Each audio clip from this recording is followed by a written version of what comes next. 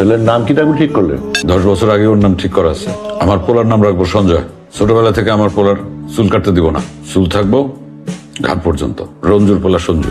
আর যদি মেয়ে হয়? মায়ের হইলে পরেও মায়ের নাম রাখবো সঞ্জু। বাড়তি সুবিধা হইব, আলাদা করে আর চুল বড় করতে হবে না। রঞ্জু, তুমি খাওয়া শেষ হলে একটু আমার ঘরের সাথে। বিয়েটা করে ভালোই করেছো। আমি তোমার হানিমুনের প্ল্যান করে গেছি আগে থেকে। কোন জায়গায়? শামসুরের এলাকায়, নারায়ণগঞ্জে। কয় তারিখ? জুনের 25।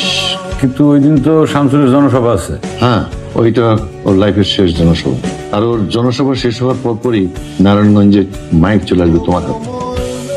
মামা হ্যালো, গাজী সাহেব, আপনারা থাকতে আমার সুলতানের গিয়াস মরে কেন?